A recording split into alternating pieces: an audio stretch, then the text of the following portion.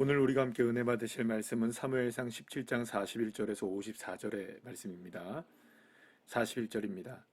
블레셋 사람이 방패든 사람을 앞세우고 다윗에게로 점점 가까이 나아가니라.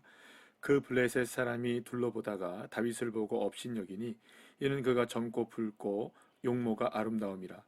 블레셋 사람이 다윗에게 이르되 내가 나를 개로 여기고 막대기를 가지고 내게 나왔느냐 하고 그의 신들의 이름으로 다윗을 저주하고 그 블레셋 사람이 또 다윗에게 이르되 내게로 오라 내가 내 살을 공중의 새들과 들짐승들에게 주리라 하는지라.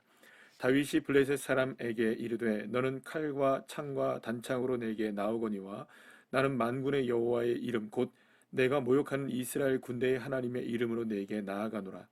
오늘 여호와께서 너를 내 손에 넘기시리니 내가 너를 쳐서 내 목을 베고 블레셋 군대의 시체를 오늘 공중의 새와 땅의 들짐승들에게 주어 온 땅으로 이스라엘의 하나님이 계신 줄 알게 하겠고 또 여호와의 구원하심이 칼과 창에 있지 아니함을 이 무리에게 알게 하리라. 전쟁은 여호와께 속한 것인즉 그가 너희를 우리 손에 넘기시리라. 블레셋 사람이 일어나 다윗에게로 마주 가까이 올 때에 다윗이 블레셋 사람을 향하여 빨리 달리며 손을 주머니에 넣어 돌을 가지고 물매로 던져 블레셋 사람의 이마를 치매 돌이 그의 이마에 박히니 땅에 엎드려지니라. 다윗이 이같이 물매와 돌로 블레셋 사람을 이기고 그를 쳐 죽였으나 자기 손에는 칼이 없었더라. 다윗이 달려가서 블레셋 사람을 밟고 그의 칼을 그 칼집에서 빼내어 그 칼로 그를 죽이고 그의 머리를 베니 블레셋 사람들이 자기 용사의 죽음을 보고 도망하는지라. 이스라엘과 유다 사람들이 일어나서 소리 지르며 블레셋 사람들을 쫓아 가이와 에그론 성문까지 이르렀고 블레셋 사람들의 부상자들은 사라임 가는 길에서부터 가드와 에그론까지 엎드려졌더라. 이스라엘 자손이 블레셋 사람들을 쫓다가 돌아와서 그들의 진영을 노략하였고 다윗은 그 블레셋 사람의 머리를 예루살렘으로 가져갔고 갑주는 자기 장막에 두니라. 아멘. 할렐루야. 드디어 그 유명한 성경에서 가장 유명한 장면이라고 말할 수 있는 이 다윗과 골리앗의 싸움이 일어나는 장면을 보게 됩니다. 우리가 어제도 함께 말씀을 나눴던 것처럼 그 대치를 하고 있다는 말은 팽팽하다는 의미입니다. 싸운다는 것은 어쨌든 간에 싸움이 일어난다는 것은 나는 저 사람이 이길 수 있어. 나는 저 사람을 이길 수 있다는 생각이 있으면 싸움이 진행되고 서로 간에 싸움이 진행되지 않고 대치가 된다는 것은 어떤 의미가 있느냐?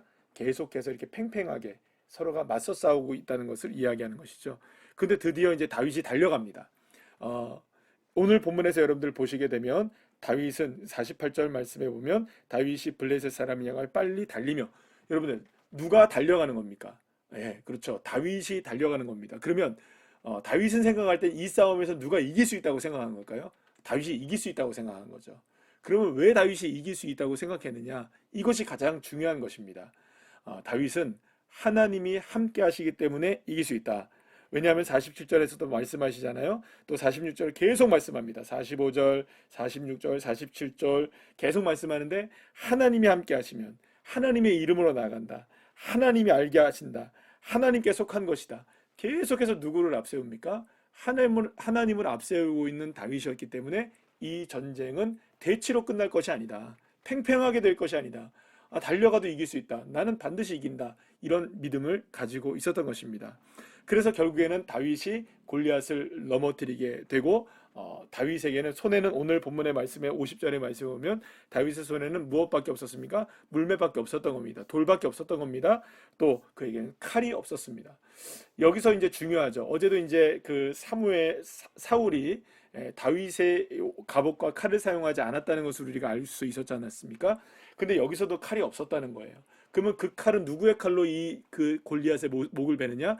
결국에는 골리앗의 칼로 이 목을 베게 되는 겁니다. 그러면 결국엔 누구의 것을 사용하지 않았나요? 사울의 것을 사용하지 않은 겁니다.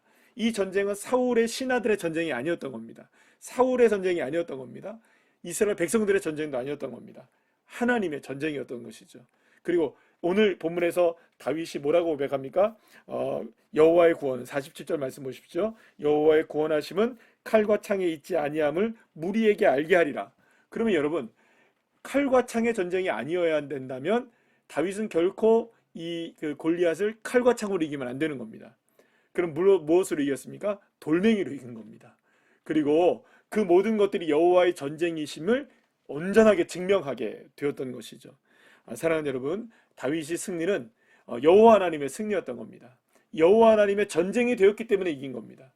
그저 여러분, 여기서 중요한 것은 다윗이기 때문에 이긴 것이 아닙니다. 다윗이 하나님을 믿고 하나님의 전쟁 되게 하였기 때문에 하나님의 전쟁이 되었기 때문에 이긴 것이라고 우리가 볼 수 있는 겁니다.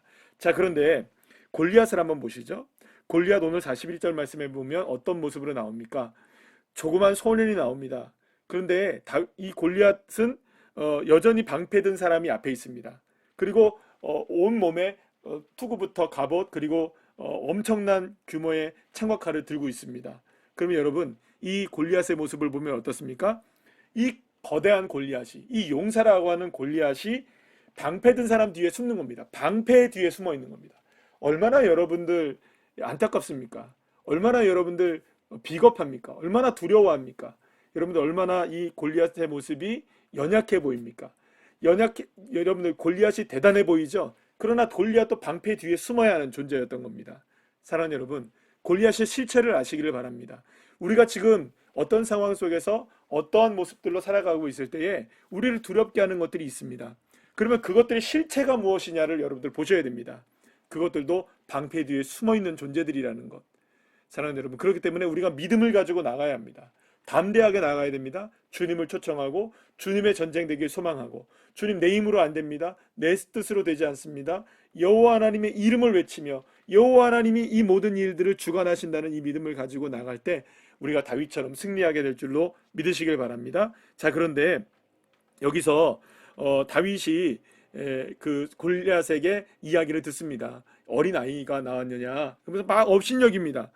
그런데 여러분들, 여기서도 골리앗은 그 당당하지 못한 것을 보게 돼요. 그러니까 어린아이처럼 여기는 거죠. 자기 자신의 상대편을 보면서 너 어린아이가 나왔구나. 여러분, 그럼 어떻습니까? 이 방패를 치웠겠죠. 아주 쉽게 치웠을 거란 말이에요. 그러니까 골리앗이 얼마나 당당하지 못하냐. 안도했겠죠. 누가 나왔으니까. 어린아이가 나왔으니까 얼마나 안심했겠습니까? 자, 그런데 여기서 골리앗이 결정적인 실수를 하는 것을 우리가 보게 됩니다. 오늘 43절 말씀을 보게 되면 골리앗이 이야기합니다. 네가 막대기를 가지고 내게 나왔느냐 하고 그의 신들의 이름으로 다윗을 저주했다. 여러분, 여기서 무엇이 중요한지 아시겠습니까? 골리앗이 자신의 신들의 이름으로 저주를 합니다. 그러니까 다시 말하면 지금 골리앗이 블레셋의 신의 이름을 꺼집어낸 거예요. 그러면 여러분, 체급이 달라지게 되죠. 지금 사람과 사람으로 싸우니까 대치가 된 겁니다. 자, 그런데 갑자기 골리앗이 누구의 이름을 들먹거린 겁니까? 자신의 신들의 이름을 들먹거렸습니다. 그러면 이제 누구의 신이 나오면 됩니까? 하나님의 이름의 신에 하나님이라는 이름이 등장하기만 되면 되는 겁니다. 하나님의 신, 하나님이라는 이름이 등장하기만 하면 이스라엘은 승리하게 되는 겁니다. 지금까지는 여러분들 골리앗이 이 싸움을 사람의 싸움으로 계속 유지하고 갔었어요. 며칠 동안요? 40일 동안. 그래서 대치가 된 겁니다. 나는 블레셋 사람이다. 너는 사울의 신하들이 아니냐. 이렇게 해서 지금 싸움이 40일 동안 진행된 거예요. 그래서 계속해서 이기는 사람에겐 사울이 무슨 뭘 주겠다. 계속해서 사람의 싸움으로 진행된 겁니다. 그런데 골리앗이 결정적인 실수를 하죠. 이 싸움을 누구의 싸움으로 바꿔버리는 겁니까? 신들의 싸움으로 바꿔버리는 겁니다. 그러면 이제는 게임이 끝나는 겁니다. 왜냐하면 이쪽에서 신의 이름이 나와요. 이쪽에서 신의 이름이 나와요. 그럼 여러분, 블레셋의 신들, 바알과 아스타롯과 여러 가지의 신들이 나온다 할지라도 여호와 하나님, 참신이신 여호와 하나님, 유일하신 여호와 하나님의 이름이 드높여지면 이 게임은 끝나버리게 되는 것입니다. 사랑하는 여러분, 그래서 오늘 본문에서 말씀합니다. 전쟁은 여호와께 속한 것인즉 그가 너희를 우리 손에 넘기시리라. 할렐루야. 그러면 여러분, 우리의 삶에 있는 수많은 전쟁과 싸움들, 이 모든 싸움들을 이길 수 있는 유일한 방법은 뭘까요? 이 싸움을 하나님 싸움 되게 하면 되는 겁니다. 골리앗이 그렇게 했던 것처럼, 골리앗이 바보처럼 그가 자신의 신의 이름을 들먹거린 거 아니겠어요? 그러니까 이 싸움이 신들의 싸움이 되어버리는 겁니다. 그러니까 우리가 다윗의 입장에서 본다면 하나님 싸움 되게 한 겁니다. 사랑하는 여러분, 우리가 어떻게 해야 사단을 공략할 수 있고 어떻게 해야 이 상황 속에서 우리가 이길 수 있을까요? 이 싸움을 하나님 싸움 되게 하면 되는 겁니다. 하나님을 앞세우는 싸움. 나의 싸움이 하나님이 하시는 싸움이 될 수 있도록 하나님을 초대하기 시작하면 바로 거기에서부터 진정한 승리가 일어나는 겁니다.